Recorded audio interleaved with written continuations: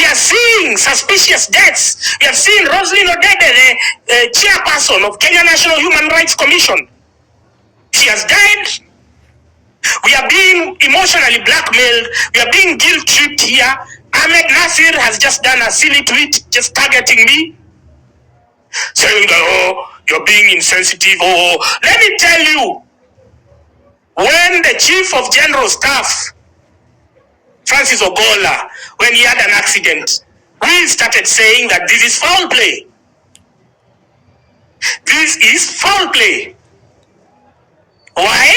Because if you had checked the utterances, you don't need to go far, you just needed to Google. You check the utterances of Aden Duale when they won the elections in 2022. He had said, we are going to come for Francis Ogolla.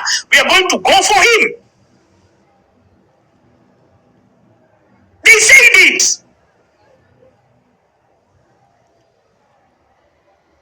It's not, we're not cooking stories.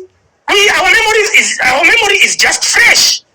And I told you, we refuse to unsee glaring evidence. If the evidence has brought itself there, why would I unsee it? Why would I pretend that it doesn't exist?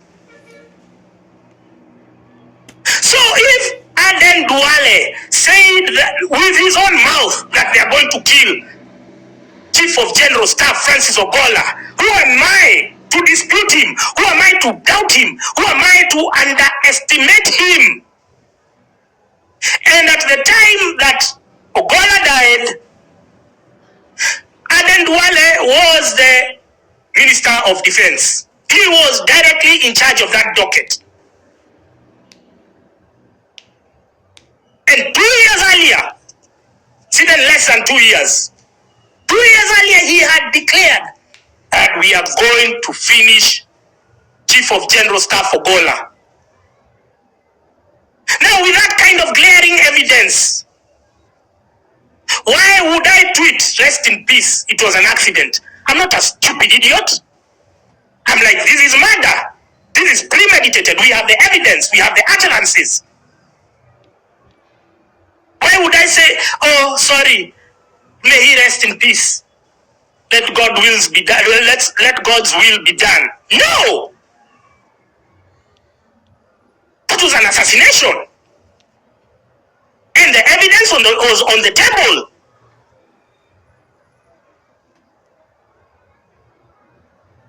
So now, Roseline Odede has died. Just at the time, we are being told that she was ailing. Nobody has mentioned that she has ever taken a work leave. Nobody has mentioned that she was let to go, she was allowed to work from home, or she had been suspended temporarily, or she's not been there. No, we didn't get those details. But me, I use my deductive reasoning to understand that she has been in the thick of things. She has been announcing how many people have died. That information has been cited by international media. They've been quoting Kenya human rights numbers. They have said 80 Kenyans or 70 Kenyans were killed during the June protests. Another 100 or 200 have been reported missing. Kenya human rights have been doing that. Those informations, once they get there, they are hurting the government's image. Because don't forget, these are fraudulent governments that wants to hoodwink the donors and buy as much time as possible so as to continue with the winning streak. The winning streak is what? Stealing 2 billion shillings daily. Doing phantom deals like their Dani contract. And so when Roseline Odede dies, at a time when we've been talking about agencies which should be filing reports to the International Criminal Court about the war crimes perpetrated by William Ruto and his fucked up government, me, I look like that. I'm like, me, I don't believe in coincidences. Sorry. Pardon me. Pardon me. I don't believe in mainstream narratives, and I don't buy coincidences. Roseline Odede has died just as the Kenya Human Rights Commission was in the middle of continuing their audit of the missing persons, of the dead persons. And she dies. And you seem to think that's a coincidence. If you think that's a coincidence, then you also believe that General Francis Ogolla's plane helicopter crash was an accident. Somehow the helicopter that he normally uses was dysfunctional, or it was being used elsewhere. Somehow, by sheer coincidence, because we are all about coincidences, right? And so he's forced to use a rundown Huey helicopter. And in the mission that he was going, he was sent there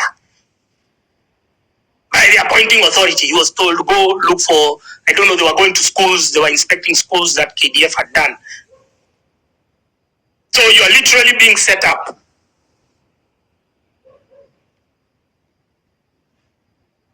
So we don't believe in coincidences. I don't believe in coincidences. If you believe in coincidences, then that's your fucking shit.